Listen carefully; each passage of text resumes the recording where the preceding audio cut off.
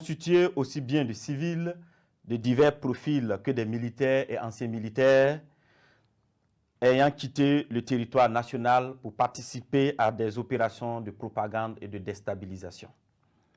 Grâce au suivi permanent de leurs activités, nous avons pu déjouer plusieurs tentatives de déstabilisation, aussi pernicieuses qu'incessantes. Face à ces échecs répétés, ces individus sans foi ni loi ont opté pour un énième plan.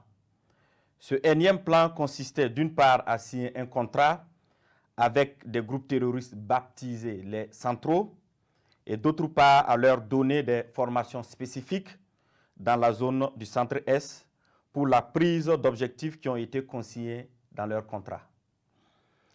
Ils devraient en premier lieu mener des actions violentes contre des civils innocents, puis en second lieu s'attaquer non seulement à des institutions de la République, mais aussi à plusieurs autres points sensibles.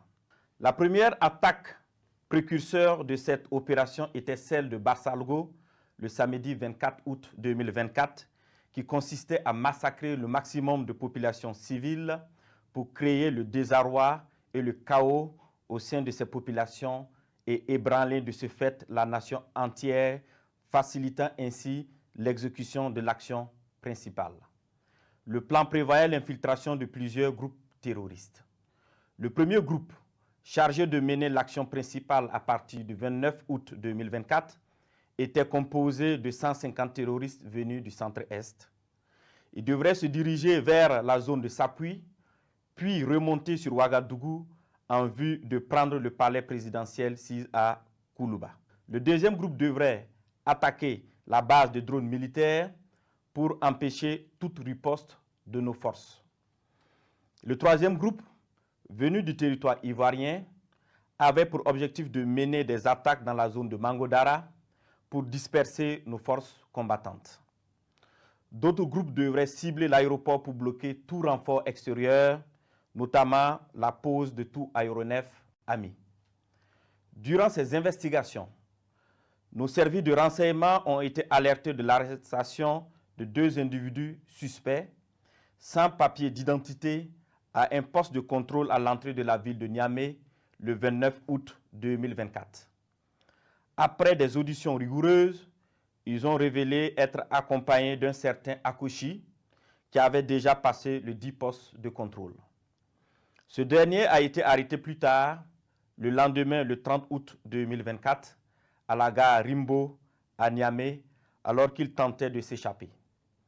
Des vérifications d'identité faites, il s'est avéré que le dénommé Akouchi n'est rien d'autre que le commandant Ahmed Kinda, précédemment chef de corps des forces spéciales. Censé normalement être en stage au Maroc, il s'est révélé être le chef des opérations de toutes ces attaques tristement planifiées. Les 2 individus suspects se sont révélés être en réalité 2 chefs terroristes, nommés Ousmane Abdoulaye et Amadou Idrissa. Toutes ces arrestations ont permis de dénouer une grande partie du complot et de mieux comprendre les manœuvres visant à déstabiliser notre nation. Ils ont été transférés plus tard au Burkina Faso. Une opération spéciale antiterroriste a été dès lors immédiatement lancée en lien avec ces projets de déstabilisation. Les premières investigations ont révélé que ce complot était orchestré par des ressortissants burkinabés résidant à l'étranger, dont M. Aziz Diallo, ancien maire et député de Dori, travaillant actuellement en Centrafrique au compte d'un organisme international. Il est l'un des cerveaux présumés de cette conspiration. Sous le nom de code Ahmed le Centro, il est en contact avec un groupe terroriste de l'État islamique au Grand Sahara et UGS à travers un de ses oncles installé dans la ville de Dori. 2. M. Ousmane Moumouni Raouni Diallo, oncle de M. Aziz Diallo, ancien combattant de l'UGS, ancien coordinateur des négociations avec le groupe terroriste sous l'ancien président Damiba. 3. M. Aziz Dabo, ex-agent de l'Agence nationale de renseignement ANR, en fuite, connu sous le nom de code Lionel. 4. M. Abdoulaye Bari, connu sous le nom de code Le Voyageur, il est le lien entre les puissances occidentales, les terroristes et la partie militaire. 5. Un certain Serge Maturin, journaliste nigérien d'origine ivoirienne, représentant Le Voyageur au Niger. Il a hébergé le commandant Ahmed Kinda la nuit du 29 août 2024 pour lui permettre de s'échapper et devrait faciliter également l'infiltration de tout le commando à l'est du Burkina Faso. M.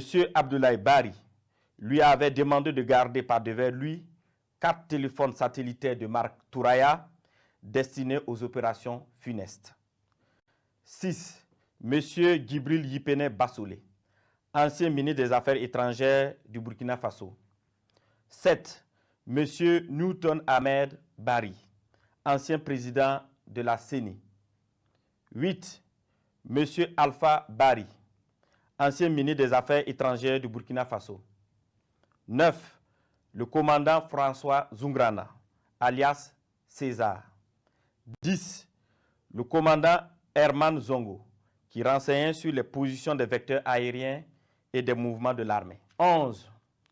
Le commandant Joanny Kompori, ancien directeur général de la SONABI, qui recherchait des drones kamikazes. 12. Le colonel Zala, travaillant dans le système des Nations Unies en Centrafrique. 13. Le lieutenant-colonel Paul-Henri Sandaogo Damiba, alias le Patriarche, qui dirige le volet militaire de ce complot. 14. Le lieutenant-colonel D. Romeo Woba, alias Rodriguez, qui est le chef du centre des opérations à Accra. 15. Plusieurs autres officiers à l'extérieur du pays sur lesquels les investigations se poursuivent. Ces déstabilisateurs, en collaboration avec des complices à l'intérieur du pays, menaient des actions de désinformation massive et utilisaient des pratiques occultes pour s'aimer la confusion et la division. Plusieurs marabouts ont été consultés par M. Abdoulaye Bari, alias le Voyageur, qui s'est fait aider par le sergent-chef Tendano, alias Taylor, ancien élément des forces spéciales qui sera arrêté plus tard par nos services de renseignement. Ce dernier donnait des renseignements à l'ennemi et avait en charge de recruter des éléments pour les opérations de déstabilisation.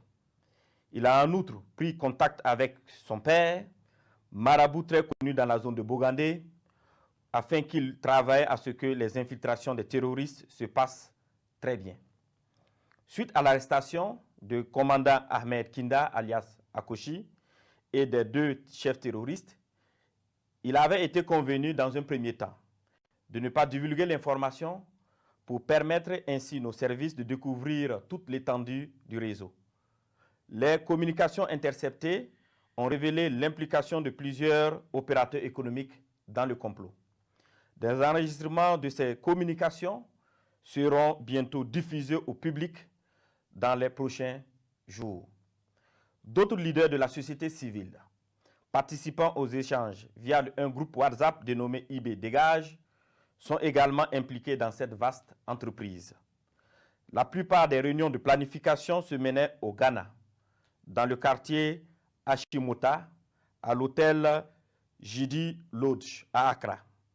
Certaines autres réunions se menaient à Tamale, en présence de M. Abdoulaye Bari, alias le Voyageur, et du lieutenant-colonel D. Romeo Woba, alias Rodriguez. Dans un second temps, il avait été convenu que le commandant Ahmed Kinda, alias Akoshi, le sergent-chef Tendano, alias Taylor, et les 2 chefs terroristes, accompagnés de l'une de nos équipes, montrent le site de stockage de leurs équipements et de leurs matériels divers.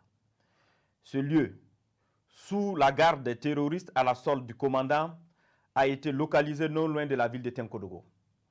Une fois sur place, ceux-ci ont tenté de s'échapper, mais des échanges de tirs sont suivis, au cours desquels ils ont été neutralisés en sus de plusieurs autres terroristes. Les autres déstabilisateurs, loin d'abandonner leur funeste entreprise, ont décidé de peaufiner un nouveau plan lors d'une réunion qui doit se tenir normalement au Nigeria le 27 septembre 2024. Il s'agira pour eux de recruter de nouveaux terroristes, en sus de recruter 500 mercenaires en provenance d'un pays européen pour des attaques à grande échelle à Ouagadougou visant à semer la terreur. Toujours dans leurs prévisions, ils ont décidé de tuer tous ceux qui s'opposeraient à leur action en faisant référence aux populations dans le cas où elles se révolteraient. Ainsi, pour préserver leurs familles et leurs proches de toutes les représailles des populations contre eux, ils ont décidé que chacun d'eux exfiltre sa famille et ses proches avant le début de leur opération. Grâce aux informations recueillies, nous avons pu identifier les participants prévus à cette réunion de coordination à venir au Nigeria, parmi lesquels devraient figurer 1. Le commandant Ahmed Kinda, alias Akoshi. 2. M. Abdoulaye Bari, alias le voyageur. 3. L'ancien DG adjoint de l'ANR, radié des cadres des forces armées nationales, M. Ouedraogo Sekou. Le lieutenant-colonel D. Romeo Woba, alias Rodriguez, ainsi que des personnes issues de ce pays frère qu'est le Nigeria, qui sont impliquées dans cette sinistre entreprise. Tous devraient faire jonction avec M. Gibril Yipene Bassolé et certains éléments des services de renseignement occidentaux. Fort de ces informations avérées et au regard de la gravité extrême de ces actes, il a été décidé de maintenir l'opération spéciale afin de neutraliser toute personne qui tenterait de semer le chaos dans notre pays.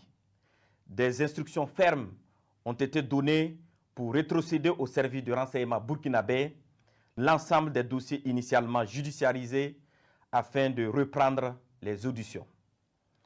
À l'endroit des familles et des proches de ces terroristes, il leur est conseillé de les dénoncer, de les dissuader de poursuivre dans cette voie destructrice et de se départir formellement de toute action subversive. À l'endroit des familles et proches de ces terroristes, il leur est conseillé de les dénoncer, de les dissuader de poursuivre dans cette voie destructrice et de se départir formellement de toute action subversive. La récréation est terminée. Je répète, la récréation